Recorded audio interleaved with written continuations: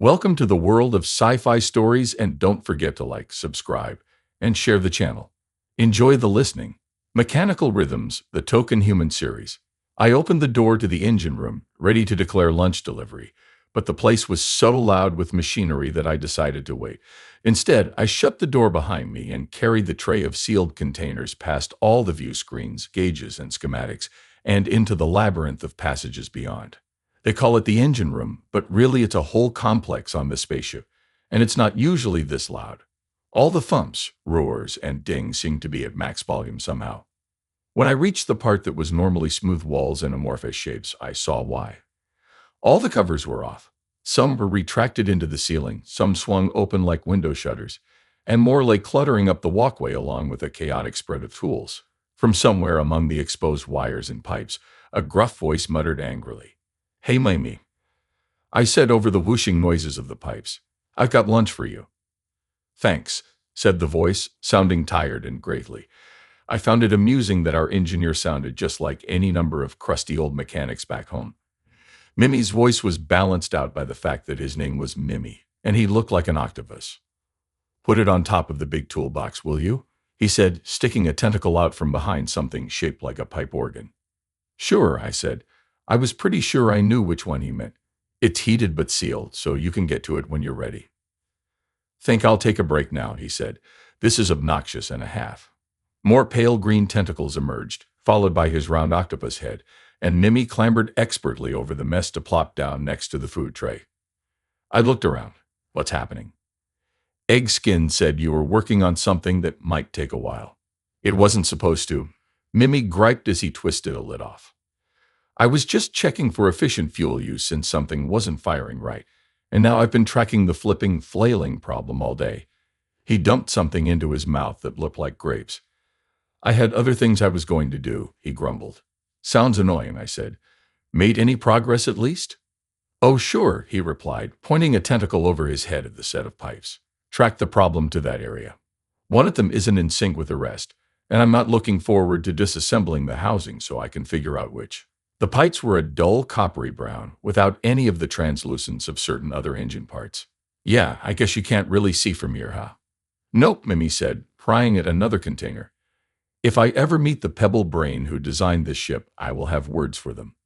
I moved closer, picking out the sounds of these engine parts over the others. "Kind of a whoosh-whir wheat. Can you tell anything by listening?" Mimi spoke over a mouthful of food. "Like what?"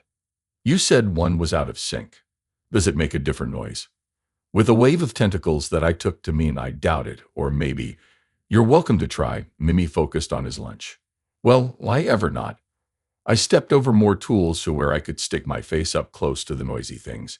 At least this part wasn't the loudest. That honor was reserved for the op screech rhythm from the boiler-looking dealie down the way. I didn't know what any of this stuff did. When I listened from up close, I found a surprisingly catchy beat to the noises. It reminded me of the dishwasher my parents had when I was a kid. Fond memories of dancing in front of it. I've always taken my small joys where I find them, and I'm pretty sure that stemmed from a good upbringing. Any family that encouraged kids to dance to dishwasher noises is one that can find fun anywhere. I moved along the row of pipes, listening to each in turn, nodding to the beat, until I found something that didn't match. "Whoosh-whir wheat, whoosh-whir wheat, whoosh-whir-whir. It's this one," I said, standing back and pointing. "What? How can you tell?" Mimi demanded. "It dropped the beat," I said. "What?" "It doesn't match the rhythm of the others." Mimi scrambled over, lunch forgotten. "You can hear that?" "Well, yeah, it's pretty obvious when you listen for it," I said, giving him space. I watched as he clambered around, listening intently with the little ear holes in the side of his squishy head, sometimes pressing between the pipes in a way someone with solid bones could never manage. There was a reason strong arms made good mechanics, but apparently not all the reasons. "I have no idea what you're hearing," Mimi declared, pulling back out. "It's this one," I repeated. "The other ones are going whoosh-whir wheat, but this one gets stuck on the whir." Mimi stared at me for a moment. "Stay right there," he said, scrambling down to a bank of dials and levers. "Tell me if you hear any change." "The third one, right?" "Yeah." I listened from close to the pipes while he adjusted things down at the bottom. Gradually, the rhythm shifted. "Oh, it's getting better. See if you can tell me when it matches," Mimi said. Almost there, I said. It's making the wheat noise now, just at the wrong time. I nodded along, drumming on the air to the rhythm of the other pipes while pipe number 3 gradually synced up. Wait too far, I told Mimi. It's too early now. Muttering something indistinct, Mimi adjusted more dials. There, you got it. I stood back grinning. You're sure? Mimi asked from the console. Yeah, it's a perfect match now. Ready to dance, Stu? I shimmied in place, appreciating the beat and not particularly caring if it wasn't dignified. I'll run the diagnostic again, Mimi said as he tentacle walked over to a different control panel. If that fixed it, I will be amazed. I danced among the tools for the few seconds it took to run the diagnostic. Well, Mimi said, it's official. I'm amazed. Did we fix it? I asked, standing up with a grin.